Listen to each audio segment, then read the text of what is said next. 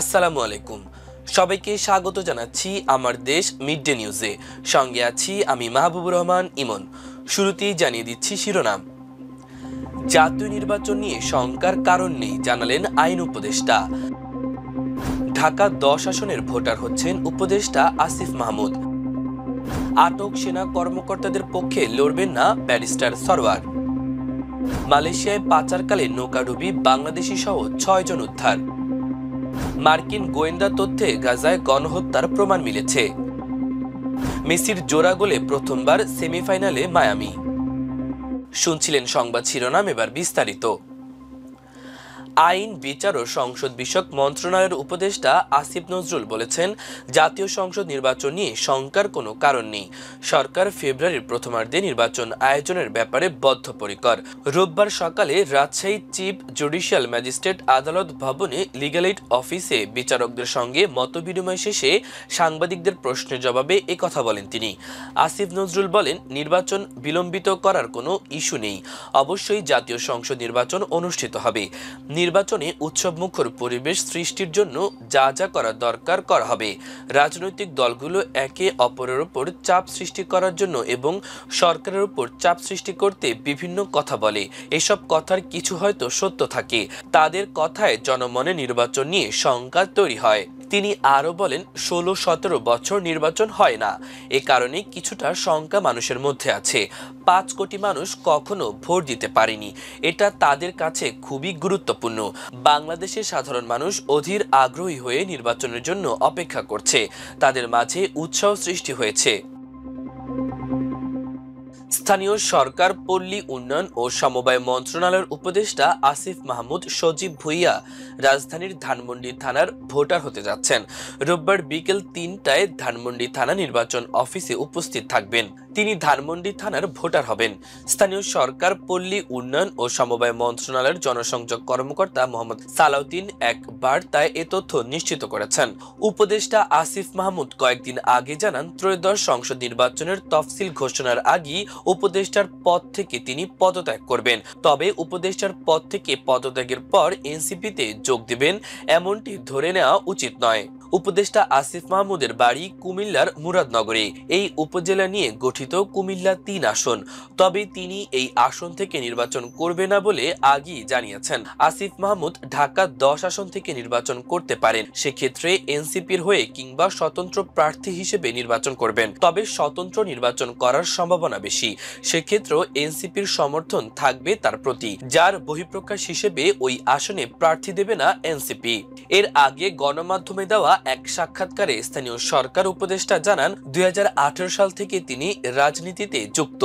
রাজনীতিতে আছে এমন কারো নির্বাচনকালীন সরকারে থাকা উচিত নয়। তাই নির্বাচনের তফসিল ঘোষণার আগেই সরকার থেকে সরে যাবেন তিনি।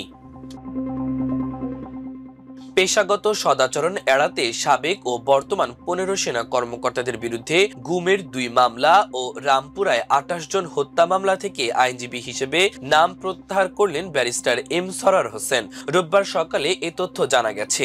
এর আগে 22 অক্টোবর শুনানিতে ব্যারিস্টার সরওয়ার ওই সেনা কর্মকর্তাদের পক্ষে অংশ নেন। তিনি সেনা কর্মকর্তাদের নির্দেশ বলেও দাবি করেছিলেন ট্রাইব্যুনালে। জানা গেছে, ট্রাইব্যুনাল ও গুম কমিশনে সাবেক সেনাপ্রধান জেনারেল অবসরপ্রাপ্ত এস এম শফিউদ্দিন আহমেদ সহ সাবেক 3 সেনা কর্মকর্তার বিরুদ্ধে নিজেই অভিযোগ দায়ের করেছিলেন সুপ্রিম কোর্টের আইনজীবী ও সাবেক সেনা কর্মকর্তা ব্যারিস্টার এম সরওয়ার হোসেন। যাদের বিরুদ্ধে অভিযোগ এনেছেন তাদেরই একজন এই 15 জনের মধ্যে গ্রেপ্তার আছেন। মালয়েশিয়া থাইল্যান্ড সীমান্তের কাছে 90 জন অবৈধ অভিবাসী বহনকারী একটি নৌকা ডুবে গেছে।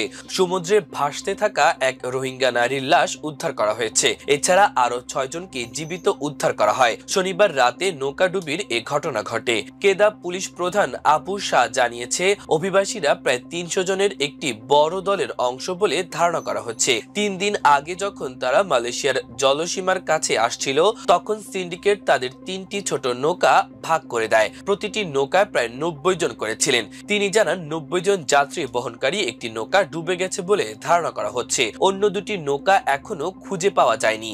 উদ্ধারকৃত 6 জন মিয়ানমারের নাগরিক, যাদের মধ্যে রোহিঙ্গা এবং বাংলাদেশিরাও রয়েছেন। ফিলিস্তিনের গাজায় ইসরায়েলের বিরুদ্ধে যুদ্ধাপরাধের অভিযোগ আনার মতো সাক্ষ্য প্রমাণ পাওয়া যেতে পারে। যুক্তরাষ্ট্রের দেওয়া গোয়েন্দা তথ্যের ভিত্তিতে ইসরায়েলি সেনাবাহিনীর আইনজীবীরা এ বিষয়ে সতর্ক করেছিলেন। যুক্তরাষ্ট্র এ বিষয়ে গত বছরের গোয়েন্দা তথ্য সংগ্রহ করেছিল। 5 সাবেক মার্কিন কর্মকর্তা এ তথ্য জানিয়েছেন।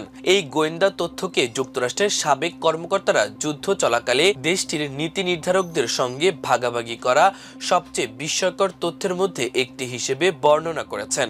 এতে ইসরায়েলের সেনাবাহিনীর ভেতরেই তাদের কৌশলের বৈধতা নিয়ে যে সন্দেহ ছিল তা তুলে ধরা হয়। 2 সাবেক মার্কিন কর্মকর্তা বলেন, বাইডেন প্রশাসনের শেষ দিন পর্যন্ত সরকারের ভেতরে এসব তথ্য তেমন জানাজানি হয়নি। তবে গত বছরের ডিসেম্বরে কংগ্রেসনাল ব্রিফিং এ এ সম্পর্কে বিস্তারিত জানানো হয়। এই গোয়েন্দা তথ্যের পর ওয়াশিংটনের উদ্বেগ আরো বেড়ে যায়। ইসরায়েলের দাবি, বেসামরিক অবকাঠামোর মধ্যে অবস্থান করা হামাস যোদ্ধাদের নির্মূলের জন্য তারা হামলা চালাচ্ছে। ওয়াশিংটনের উদ্বেগ ছিল ইসরায়েল ইচ্ছাকৃতভাবে বেসামরিক লোক ও ত্রাণকর্মীদের উপর হামলা চালাচ্ছে, যা সম্ভাব্য যুদ্ধ অপরাধ, যদিও ইসরায়েল এসব অভিযোগ অস্বীকার করেছে।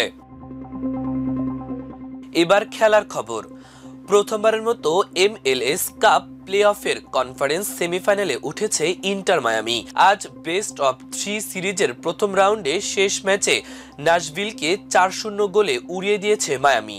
এই জয়ে জোড়া গোল করেছেন লিওনেল মেসি, সহায়তা করেছেন আরেকটিতে। নাশভিলকে টুর্নামেন্ট থেকে ছিটকে দিয়ে মায়ামি এখন কনফারেন্স সেমিফাইনাল খেলবে FC সিনসিনাটির বিপক্ষে। চেজ স্টেডিয়ামে ম্যাচটিতে ইন্টার মায়ামি প্রথম এগিয়ে যায় 10 মিনিটে। প্রায় মাঝ মাঠে নাশভিলের ম্যাথিউ কোরকোনারের ভুল পাস থেকে বল পেয়ে যায় মেসি। সেই বল টেনে নিয়ে যায় জালে। 39তম মিনিটে দ্বিতীয় গোলটি করেন মেসি। এটি মেসির ক্যারিয়ারের 894তম গোল। দ্বিতীয়ার্ধে মায়ামির 2 গোলই করেছেন তাদের আলেন্দে। 73 মিনিটে সহজেই গোল করেন আলেন্দে। 2 মিনিট পরই এই আর্জেন্টাইন মিডফিল্ডার দ্বিতীয় গোল করেন মেসির সহায়তায়। আর্জেন্টাইন অধিনায়কের চিপ করে বাড়ানো বল নিয়ন্ত্রণে নিয়ে ঠান্ডা মাথায় গোলকিপারের মাথার ওপর দিয়ে জালে পাঠান আন্দেল। এটি মেসির ক্যারিয়ারের 400তম অ্যাসিস্ট। প্রিয় দর্শক, আমাদের মিড ডে নিউজের আয়োজন এ পর্যন্তই। সবাই ভালো থাকুন, সুস্থ থাকুন, আমার দেশের সঙ্গেই থাকুন। আল্লাহ হাফেজ।